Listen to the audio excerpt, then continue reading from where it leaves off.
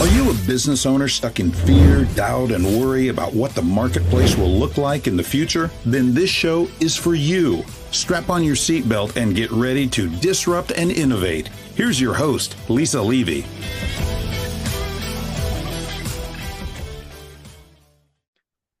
Welcome to another enlightening episode of the Disrupt and Innovate podcast. Today, I have the privilege of hosting Thomas R. Fox, known to many as the Compliance Evangelist. Tom is not just an expert in compliance, he's literally the guy who wrote the book. His international bestseller, The Compliance Handbook, is in its third edition, and it's become a cornerstone for professionals navigating the complex landscape of compliance and ethics. Tom's expertise is unparalleled. And as the founder of the award-winning Compliance Podcast Network and the voice of compliance, Tom leads the social media discussions on compliance, bringing invaluable insights to professionals worldwide. He's also a thought leader with me at the C-Suite Network, where he continues to influence and shape conversations around corporate governance and ethics. Tom, welcome to the conversation. Thank you so much, Lisa. I am so excited to have you here. We've known each other for a few years, and you really, without necessarily knowing it, stepped into the world of podcasting in the midst of the pandemic, and you own a market. So let's talk about the power of podcasting and what that means. Tell and share with the audience a little bit about how you got to the point where you have built the Compliance Podcast Network, what it means for your business, and what it means to people in the audience who are navigating the business world. Sure. I started podcasting in 2012. It was a natural outgrowth of my blogging. I had started blogging when I started my own consulting business in 2010, and it was really just seemed to be the next step. In 2017, I got the bright idea that I would form a network of podcasts focused on my area of law, which is legal and regulatory compliance. So I went around to all of the trade groups. We had three, two for-profit, one nonprofit. I said, look, let's form a consortium or a joint venture. We'll corner the market on the podcast format for compliance professionals. I could get no interest, so I just did it myself. I putzed along with that for a couple of years, and in 2019, I decided I had to fully commit to that or move it to hobby status. And I really enjoyed podcasting, so I quit practicing law, fully committed to the year for podcasting. I bought all the cool toys. I built this huge infrastructure of a network out. And at the end of the year, I'd made about $10,000. And I thought, well, that was an interesting experiment. I guess I have to go back to playing lawyer. So I started playing lawyer again in 2020. And that worked until until the country was shut down for COVID. So all my legal work ended and I had nothing to do. And I was sitting around trying to figure out what I was going to do. And literally about May 15th of that year, I got the same phone call from every product provider in compliance, which was the following: how long to get access to your network? Because in the compliance realm, pre-pandemic, almost all marketing was done in person. Trade shows, conferences, breakfast roundtables, dinner events, etc. And of course, none of that was available. Well, even by that time, I had the largest social media presence in compliance. And because of the work I'd done in 2019, my answer was 24 hours. It was literally just a drop and drag or, put and play. And so my little world blew up. And I, since that time, have focused almost exclusively on the podcast realm. I started a second network, which is a rural podcast network. And I don't say it very often, and I certainly don't say it very loudly, but I still will practice law and do some compliance work, but I mainly just do podcasting now. And so there are so many people out there who we've heard, and right, I'm one of them, we're having this conversation as a podcast, that podcasts can change your business model, right? It is a lead gen opportunity. It offers credibility. It does many things. And yet so many podcasts fail to gain traction. What are some of the things that you think you did differently that have helped you build now 2 networks of podcasts to a point where it really is driving, it is your business. It's not supporting it, it is the business. So there's multiple reasons to start a podcast. And the reason I started one was literally, like I said, it was a natural extension or even outgrowth of the social media marketing efforts I had in my consulting practice. So blogging, LinkedIn, Twitter, Facebook, all of those things were huge for me, and literally building a worldwide practice out of my house before we called it work from home.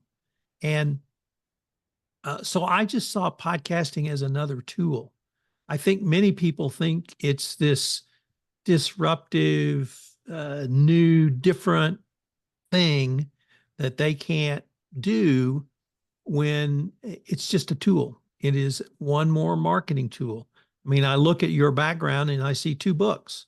Well, guess what? Those were tools for marketing, and they are called books as opposed to podcast, which can be a marketing tool. And so I've always seen it as just another tool where I think many people are afraid to get in because it's audio, it's different. You have to have a microphone, you have to have recording software, you have to edit, you have to post on social media, and it's a lot of different things that people may not have done or may not feel comfortable with. And my response to it is it's just a tool. It's a powerful tool. It supplements your other tools. It can be your sole tool if properly used. But I think many people just think it's different and it's something they cannot do. So let's play with this idea of the tool and break it down, because you are artful and masterful at using it as a tool and leveraging it. So, right, a podcast, right, starts out as audio, probably audio and video for most people at this point in time. But it's just, that's one use of it. So how do you break the podcast down into other things to continue to leverage the content? Sure. But let me start with the audio. And it took me a long time to realize this. I'm a rock and roller from a long time ago, so I should have known it. But there is something inherently different about audio.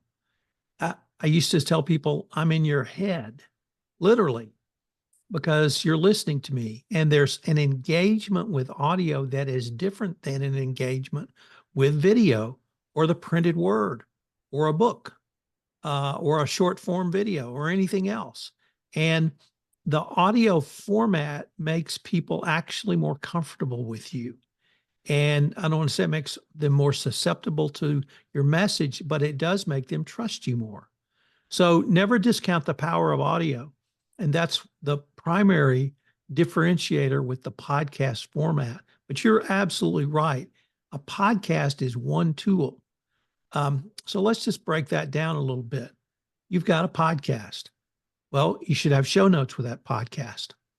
You should use the podcast as a basis for a blog post. You should use clips of that podcast. Hopefully you've recorded like we are in video to make videograms of 60 seconds or less for Twitter or 2 minutes or less for LinkedIn. All of that can be repurposed and used in a variety of platforms far beyond iTunes, Spotify, Megaphone, whatever platform you're on. And I create 5 pieces of social media marketing content for every podcast.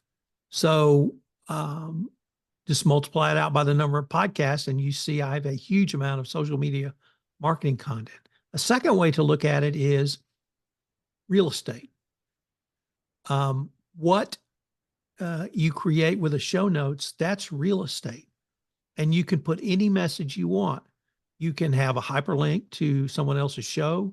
You can have a backlink to one of your shows. You can have a giveaway or a call to action in the show notes, which allows you to engage your listener with additional content, white paper, or anything else. And so you can use the show notes as real estate for further marketing efforts. And then the next thing I would say is a newsletter. I have 5 to 6 podcasts a day. So I send out a newsletter at noon every day, which just lists those podcasts. And that's real estate. So I have a top ad on top of the newsletter. I have a bottom ad at the bottom of the newsletter. I have ads in between the podcasts, but I have every podcast listed. So I'm able to engage with my audience in a multiple of formats and a multiple of medias. The videograms that I create now are incredibly powerful, but also people enjoy watching them. And with AI, I have a AI podcast voice. I have a video now, can supplement the interview video format. So there's a wide variety of things that you can create with each podcast. And the key is social media marketing content, but it's unfortunately like the gym. It's great to have a gym membership, but you got to go. And so it's great to have video marketing content, but you have to use it. So I'm posting 5 times a day for each podcast. So I'm continually in the social media marketing space as well. All right, audience, did we catch all of that? So there are 3 key points that Tom highlighted for us, right? The power of this is, right, it is the foundation for all of the social media, right? Because we have our audio, which Tom, and I love the way that you described that as being inside your audience's head and really highlighting the power of audio, because it does connect to the audience on an emotional and very personal level in a way that even if they're multitasking, right? So if they're simply watching video, we can lose track of what's happening, but the words in our ear, in our head, make that connection. And he shared with us also, right, the real estate and the ability to market in the written word and how we post with show notes and our newsletters that follow behind that. For business owners, we've been told, and there are people out there who pontificate that content is king, and it is, but you have to know how to use it. So much like the gym membership, the power in all of this is actually doing the work. There are people out there, Tom, who run their businesses, who have grown and they may have a really great foundation and feel that they don't have anything to share. How do you start thinking about when you're going to, if you are a business owner and you want to start the podcast, how do you help them find their voice? Well, having something to share and finding your voice are different. Everyone has something to share. I don't care what business you're in. If you have a commercial product, you have something. You can be selling, your store could be selling cans of tomato soup only. And it could be Campbell's tomato soup. And that's the only thing you sell. Well, guess what? That's a story. You could sell every brand of tomato soup. That's a story, or anything else. It doesn't matter, because whatever you sell is your story. And people are interested in human interest stories, whether that's me and my journey in podcasting, whether it's you and your journey in consulting, whether it's the business pivots you've made. Everyone's story is unique, and everyone wants to hear other people's stories. And that's really the power of podcasting. But whatever it is you have to sell, that's what people want to hear about. And I use the example of the cans of tomato soup intentionally, because there's not much more of a basic product than that. Yet, you can talk about your supply chain. You can talk about how you market it. You can talk about the different kinds of tomato soup. You can talk about the different customers for tomato soup. You can talk about the different kind of tomatoes. It's almost endless. Where has tomato soup been used in a movie? I mean, it doesn't matter. And so people are going to be interested in that. And frankly, the more niche you can go, the bigger you're going to make your show or your network. And that's what my vision around the Compliance Podcast Network was. I knew I would never have Joe Rogan downloads, because legal and regulatory compliance is a very niche market. Well, by going niche in that area, I own that space now. And let's talk a little bit about the power of owning the space, right? From a download perspective, it's not necessarily about, it really isn't about how many, it's about the right ones. Well, actually, it's a little bit different than that. Okay. It's not about downloads. It's about engagement, because a download is defined as someone who's physically downloaded your podcast and listened for 60 seconds. That's what a download is. And that's about 10% of my total engagement. So I am on platforms that you don't have to download, but they listen for 60 seconds. I get a credit. That's called a listen. But I'm engaged in social media, and that means YouTube, that means LinkedIn, that means Instagram. I'm not on TikTok because I'm not cool enough, and Twitter and Facebook. Well, in my network last year, I had about 500,000 downloads. I had 7.2 million hits of engagement. And so if you can get people listening to you, even if it's a 60-second videogram, that counts as engagement. And that's what you want. Everyone knows about my network, even though they may have listened to one or two downloads a week. And the way downloads are counted now, Apple changed that, and everybody's downloads went down by about 40%, because you now have to listen to two show episodes from a show every 2 weeks, or you don't get counted. Well, a lot of people don't listen every week. And if you don't publish every week, that means you're putting out every 2 weeks. So it's a huge decrease in numbers, but the engagement is still there. So it's how many touch points. Years ago, I had a marketing guy say, it's touch points, touch points, touch points. Well, that's what engagement is. So if you can get people to listen to a clip, they comment on the clip, to repost that clip, to even think about that clip, then you've got engagement. And that's what I try to communicate to people, is that it's about engagement. You can have 30 downloads, but if 500 people are clicking through on LinkedIn or Twitter, you've got engagement, and you've got real engagement. And that's what business owners want and need. And to tie that back to the points you made earlier, right? This is about breadth and depth.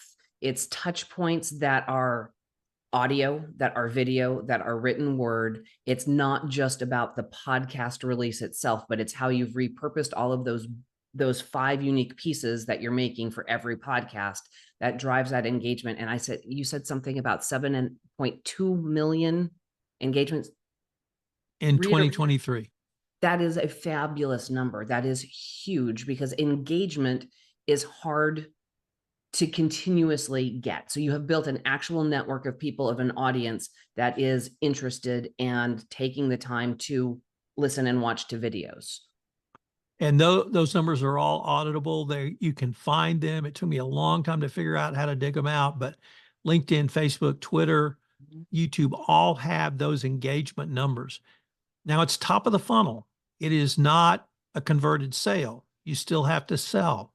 But I don't know any business person that would not take 7.2 million top of the funnel inputs and then start pushing it down. And that's the kind of power you can have if you go niche. But you started with a question that I don't think we really got to yet, Lisa. Well, let's come back to it. Yeah. What are the reasons to start a podcast? Well, I think engagement with your audience is certainly one. Thought leadership, demonstrating of thought leadership is another. Marketing your product, and please do not be afraid to talk about your product on a podcast. It's absolutely appropriate. Another thing is, I'm not quite sure how to phrase it, but engagement with customers or potential customers. If I sent you an email, Lisa, and said, I'm Tom Fox, I do podcasting, I'd love to talk to you about producing your podcast, you might or might not respond. If I send you an email and say, my name is Tom Fox, I'd like you to come on my podcast and talk about you, you get 100% open rate and success rate. And so it allows you to meet new or potential new customers in a way that you typically would not have. And then the final point is we did spend some time on, which is the creation of content marketing material. So all of the videograms I create, all of the social media shares, all of those are evergreen content that can be used. They can be used on all of the platforms I said, but also it can be in an email campaign or a newsletter campaign. And then if you do enough podcasts, and you write blogs, you have enough for a book. So that's yet another form of marketing. And I'm a big believer in books and having written books and using books going forward. So in that, I want to highlight for the audience, because I don't think that I did it in the intro. Tom has published more at this point, 25 books.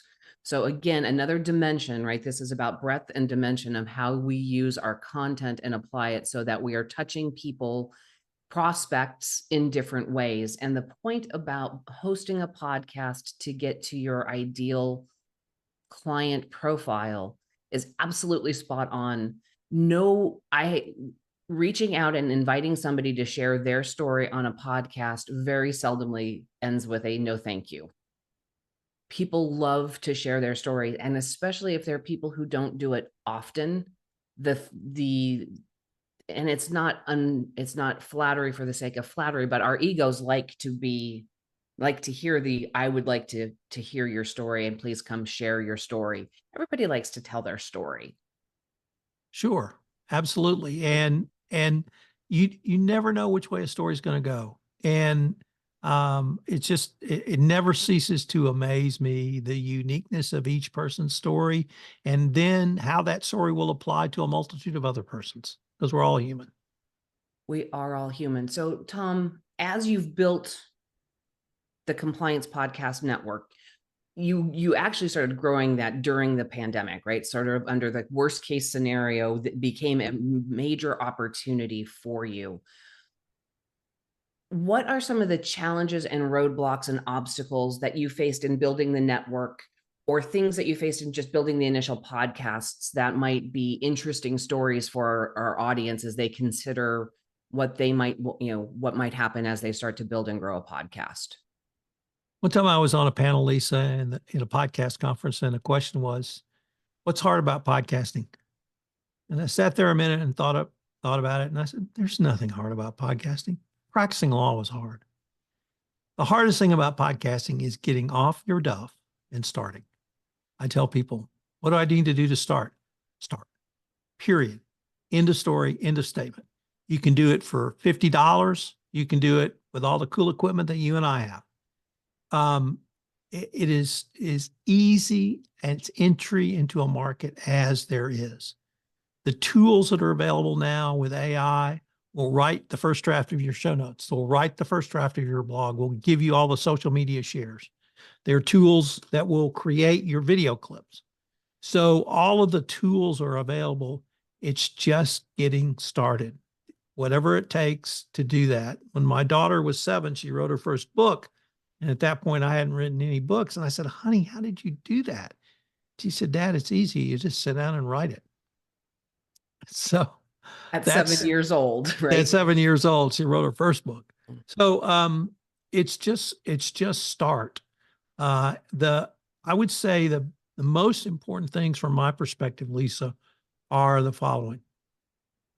Number one, cadence, meaning your promise to your audience of when you'll release a podcast.